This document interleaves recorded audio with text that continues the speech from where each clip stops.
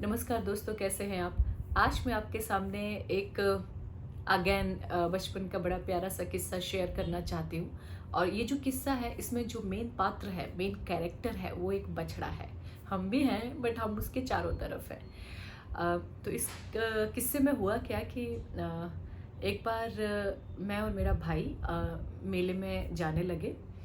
और हमने ये डिसाइड किया कि हम अपने बछड़े को भी मेले में लेकर जाएंगे। और अब बछड़े को क्यों लेकर जाएंगे, उसके पीछे एक अलग कहानी है, वो मैं आपको समझाती हूँ। हमारा जो गांव है वो हिमाचल प्रदेश में है। इस गांव का नाम जो है सोहर, और ये सोहर संधोल एक तहसील है, उसका पार्ट है। तो हमारे गांव में हर वर्ष एक मेला होता है जिसका नाम है नलवाड़। और इस मेले में बैल बेचे जाते हैं और खरीदे जाते हैं। पुराने दिनों में तो ये बहुत फेमस हुआ करता था। अब तो खैर मॉल कल्चर आ गया है, तो मेलों का उतना महत्व नहीं रह गया है, आप यही समझ सकते हैं।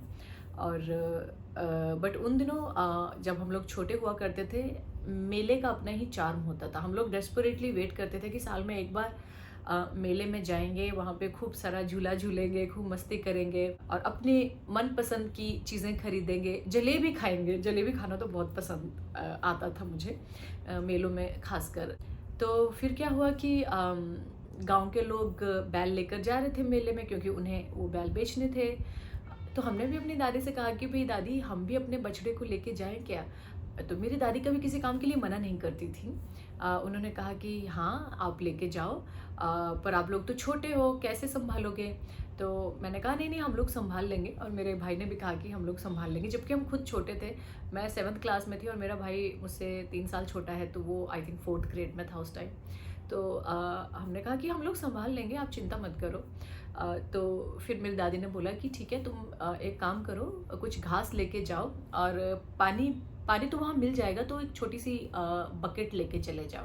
तो मैंने बाल्टी उठाई, थोड़ी सी घास ले ली और बछड़े को एक रस्से से बांधा और उसका एक छोर अपने हाथ में पकड़ा, और मैं और मेरा भाई मेले की तरफ चल पड़े। और हम बहुत एक्साइटेड थे। हमने सोचा कि आज तो हम बहुत अच्छी डील करके आएंगे और इस बछड़े को काफ़ी अच्छे प्राइस पर बेच कर आएंगे।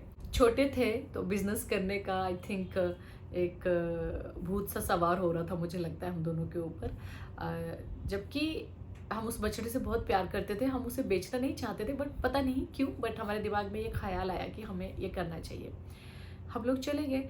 और जो मेरा गांव है वो आप ये समझिए कि एक जैसे पहाड़ है। और मेरे गांव में मतलब वो जो पहाड़ है उसके फुट पर ब्यास नदी बहती है। तो जो मेला है वो ब्यास नदी के किनारे पर ही लगता है। तो मेरे घर से उस एरिया जहाँ पर मेला लगता है जाने के लिए पहले तो आपको स्टेप्स नीचे उतरने पड़ते हैं, और 1.5 किलोमीटर तक पैदल चलना पड़ता है। तो हम दोनों भाई बहन उस बछड़े को लेकर वहाँ पहुँच गए। और फिर उसके बाद मेरा भाई मुझे कहता कि इसको कहाँ बांधें, यहाँ तो बहुत भीड़ है। मेले में तो बहुत भीड़ होनी ही थी, क्योंकि वहाँ पर बहुत सारे लोग अपने बैलों को लेकर आते हैं, लोग घूमने भी आते हैं।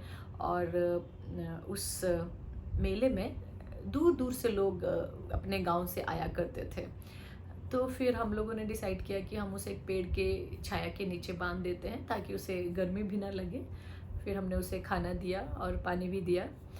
अब हम लोग तो बच्चे ही थे, बच्चे तो बच्चे ही होते हैं। जब हमने देखा कि सारे बच्चे तरह तरह के बलून्स लेके जा रहे हैं, कोई झूला झूल रहा है, मस्ती कर रहा है, तो मैंने अपने भाई की तरफ देखा और उसने भी मेरी तरफ देखा।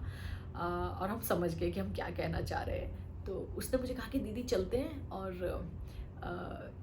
अभी तो हमने खाना भी दे दिया बछड़े को, तो ये थोड़ी देर तक रह सकता है अकेले। हमने कहा हाँ ठीक है।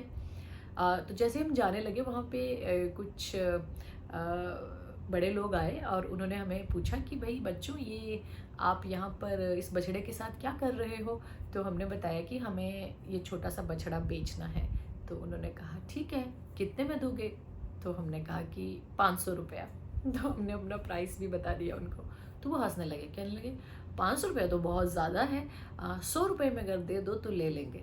हमने कहा नहीं नहीं, हम देंगे तो 500 रुपये में ही देंगे, उससे कम तो बिल्कुल भी नहीं। वो अंकल भी मुझे लगता है मन ही मन मुस्कुरा रहे थे। वो शायद यही सोच रहे थे कि देखो ये छोटे बच्चे कहाँ इस बछड़े को लेकर अकेले मेले में आ गए हैं।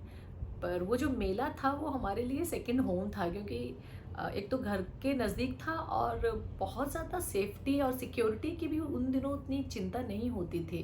अपना एक वेल नोन एरिया होता था, तो पेरेंट्स को पता था कि भाई ओके जा रहे हैं बच्चे, संभाल लेंगे अपने आप को, डील कर लेंगे। अब तो मुझे नहीं लगता कि पेरेंट्स ऐसे अपने बच्चों को अकेले भेज सकते हैं। खैर टाइम टाइम की भी बात होती है।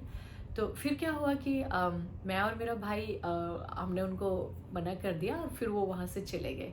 तो ऐसे 2-3 लोग और आए, उन्होंने हमारे साथ इस तरह की डिस्कशन करी और हम अपने प्राइस पर फिक्स हो गए। मुझे नहीं लगता कि वो सीरियस थे बछड़ा खरीदने में। वो शायद जस्ट हमारे साथ कुछ बात करना चाह रहे थे कि ये बच्चे लोग हैं, क्या कर रहे हैं, चलो पूछें इनसे। फिर मैंने अपने भाई को बोला कि चलो अब हम लोग मेले में घूम कर आते हैं। तो हम लोग चले गए, वहाँ हमें अपने कुछ फ्रेंड्स मिल गए, हम उनके साथ बहुत बिजी हो गए, कभी झूला झूलने लगे, कभी आइसक्रीम खाने लगे, तो कभी कुछ कुछ। ऐसे करते करते शाम हो गई और हम बछड़े के बारे में पूरी तरह से भूल गए कि हम बछड़ा भी लेकर आए हैं। और फिर हम वापस अपने घर चले गए। जब हम घर पहुँचे तो हमारी दादी ने पूछा कि बछड़ा कहाँ है? तो मैं और मेरा भाई तो बिल्कुल सकपका गए, क्योंकि हम बिल्कुल भूल गए थे कि हम बछड़े को लेकर गए थे और शाम हो गई थी। ये समझिए कि अंधेरा होने ही वाला था। तो जब दादी ने पूछा कि भाई बछड़ा वहीं रह गया क्या, उसको लेके नहीं आए? तो हम लोग बड़े सैड हो गए दोनों, जैसे रोने जैसा मुंह हो गया हमारा। हम समझ नहीं पा रहे थे कि अब हम क्या कहें। तो हमने एकदम से कहा कि हाँ दादी, हम तो भूल ही गए। तो मेरी दादी ने बोला कि अच्छा, वो तो छोटा है और दिन भर से उसने कुछ खाया भी नहीं है, घास भी बहुत कम थी, पानी भी तुमने शायद उसको एक ही बार पिलाया होगा, अब क्या किया जाए? तो इस तरह से तो वो पूरी रात भूखा रहेगा। तो हमने कहा कि दादी हम वापस जाकर उसको लेकर आते हैं। तो मेरी दादी ने बोला कि तुम लोग ले आओगे क्या? हमने कहा हाँ हाँ हम ले आएंगे। तो उन्होंने कहा मैं भी चलती हूँ तुम्हारे साथ। हमने कहा नहीं नहीं आप मत चलो, हम लोग ले आएंगे। और फिर उसके बाद मैं और मेरा भाई दोबारा वो सीढ़ियाँ, वो स्टेप्स उतर कर 1.5 किलोमीटर लंबा फासला तय कर कर वहाँ पहुँचे और हमारा बछड़ा उस पेड़ के नीचे बैठा हुआ था। जब हमने उसकी आंखों में देखा तो वो सैड था। ऐसा लग रहा था उसको देख कर कि वो हमारा इंतज़ार कर रहा है। और जैसे ही हमने उसको देखा, हम दोनों के अंदर एक अलग ही खुशी का एहसास हुआ कि हम वापस अपने इस प्यारे से बछड़े के पास आ गए हैं। और हमने उसको हग किया, फिर उसको पानी पिलाया और घास भी हम लोग लेकर गए थे, उसको घास भी खिलाई और फिर हम उस बछड़े को वापस घर ले आए। जब हम घर पे लेकर आए उसे, तो सारे ही लोग, पापा, दादी, मम्मी, चाचा चाची, सब देखकर बहुत खुश हुए और उन्होंने हमें ये बताया कि भाई सबसे पहली बात तो आपने अपनी रिस्पॉन्सिबिलिटीज़ बहुत अच्छे से निभाई, और क्योंकि काफ़ी दूर था, तुम लोग आए फिर वापस गए, इतना बड़ा पहाड़ चढ़ा और एक बार भी तुम लोगों ने ये नहीं कहा कि नहीं नहीं हम नहीं जाएंगे। पर वो बछड़ा हमें सच में ही बहुत प्यारा था। हम तो पूरे रास्ते दोनों एक दूसरे को यही कह रहे थे कि भाई हमने क्या कर दिया, हम कैसे ये भूल गए, हम कैसे ऐसे इरिस्पॉन्सिबल बच्चे हो सकते हैं। बट ठीक है, that's how the life is, और बच्चे ऐसे होते भी हैं। बट मैटर ये करता है कि बड़े लोग कैसे उस सिचुएशन को हैंडल करते हैं। कई बार मैंने ये देखा कि कुछ बच्चे जब गलती करते हैं, उन्हें कुछ काम दिया जाता है और वो टाइम से उसको जब नहीं करते हैं तो पेरेंट्स उनको डांटते हैं, उन्हें कमेंट्स भी करते हैं, उन्हें गलत बात कह देते हैं, कई तो हाथ भी उठा देते हैं, जो कि एक बहुत गलत तरीका है। उससे बच्चा कुछ सीखता नहीं है, उसके मन में इनफैक्ट अलग तरह के कॉम्प्लेक्सेस पैदा हो जाते हैं। अगर कभी कोई बच्चा सही काम ना कर पा रहा हो तो वहाँ पर बड़े लोगों को ये समझना चाहिए कि अगर वो कोई चीज़ नहीं कर पा रहा है या कोई रिस्पॉन्सिबिलिटीज़ अच्छे से नहीं निभा पा रहा है तो उसके पीछे क्या वजह है। बड़े लोगों को कॉन्वर्सेशन करना चाहिए, क्योंकि बड़े लोगों ने ज़्यादा दुनिया देखी हुई होती है, तो उन्हें वहाँ पर ओपन डिस्कशन करना चाहिए, पूछना चाहिए हेल्प भी ऑफर करनी चाहिए। मेरी दादी ने हमें एक बार भी नहीं डाँटा, उन्होंने जस्ट हमें एहसास करवाया कि वो रात भर अकेला रहेगा तो भूखा रहेगा, प्यासा रहेगा, ये तो अच्छी बात नहीं है। तो हम लोगों को समझ में आया कि भई क्या पॉइंट है जो वो कन्वे करना चाहती हैं, और फिर हमने खुद ही कॉल लिया। तो ये छोटे-छोटे इंसिडेंसेस होते हैं जो हमें लाइफ में बहुत बड़ी चीज़ें सिखा जाते हैं। मैंने भी सीखा और मेरे भाई ने भी सीखा। तो दोस्तों, ये थी मेरे बचपन की एक बड़ी ही प्यारी सी और हसीन सी कहानी, जिसने मुझे काफ़ी कुछ सिखाया, और ये कई तरह के इमोशंस से पूरी तरह से भरी पड़ी थी। Guilt, responsibilities, than happy state, sad state, guilt trip, सब सब कुछ है इसमें। जल्दी मैं आपके सामने और अपने एक्सपीरियंसेस शेयर करूँगी। धन्यवाद।